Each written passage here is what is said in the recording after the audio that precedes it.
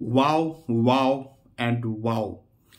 বিনোদিনী দেখার পরে এই কথাগুলো আমার কিন্তু বলার খুব ইচ্ছে করছে।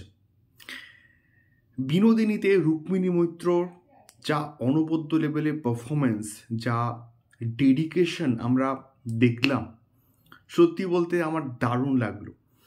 এবং অনেকে বলছিল যে এই পার্টিকুলার ক্যারেক্টারটাকে রুক্মিণী মৈত্র জাস্টিফাই করতে পারছে না। আমি তাদের উদ্দেশ্যে জাস্ট একবার বলবো, আপনারা সিনেমা হলে বড় পর্দায় এটার একটা থিয়েট্রিক্যাল এক্সপিরিয়েন্স করুন। এটা যখন কোনো ওটিটি প্ল্যাটফর্মে মুক্তি হবে বা টিভির পর্দায়, কিন্তু এটা এক্সপিরিয়েন্স করার থেকে বড় পর্দায় এক্সপিরিয়েন্স করার মতন কিন্তু ছবি হয়েছে বিনোদিনী। সো হ্যালো গাইজ, আমি Dipen, welcome back to my channel Deep exclusive.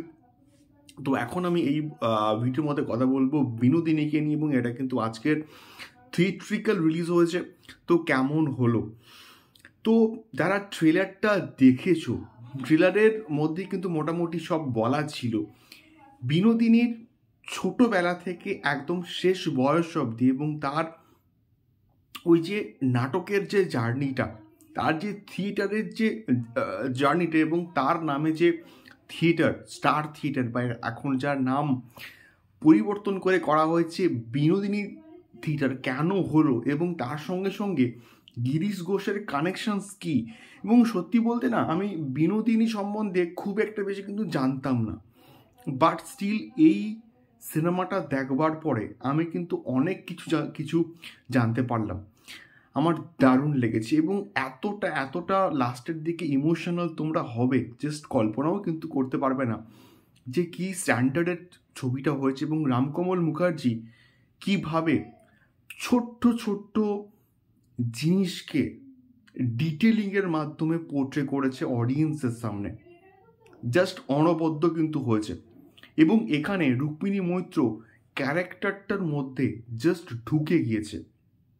Rukmini মৈত্রের ওই বাচ্চা বেলাটা কিন্তু আমার দারুণ লেগেছে।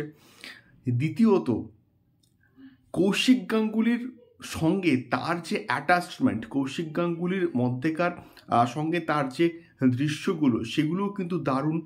এবং এখানে রুক্মিণী মৈত্র প্রত্যেকটা মানে আমি কি বলবো, মেকআপের যে দৃশ্যগুলো আছে, সেই মেকআপগুলো প্রচণ্ড কিন্তু ভালো হয়েছে।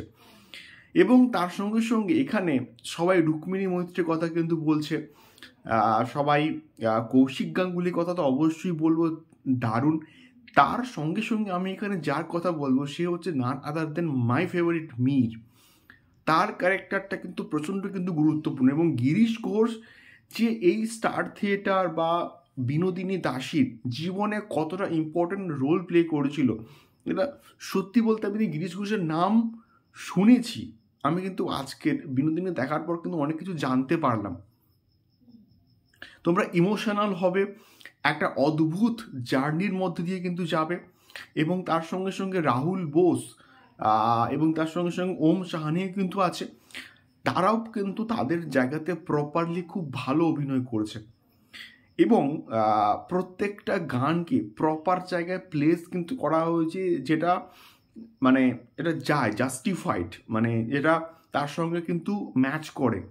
এই বিষয়গুলো খুব নিখুঁতভাবে কিন্তু ডিটেলিংয়ের মাধ্যমে কিন্তু দেখানো হয়েছে। এবং এত বড় যে ক্যানভাসে ছবি, এত বড় লার্জ স্কেলে যে ছবি হতে পারে, সেটা কিন্তু বিনোদিনী না দেখলে তো আমরা বুঝতেই কিন্তু পারবে না।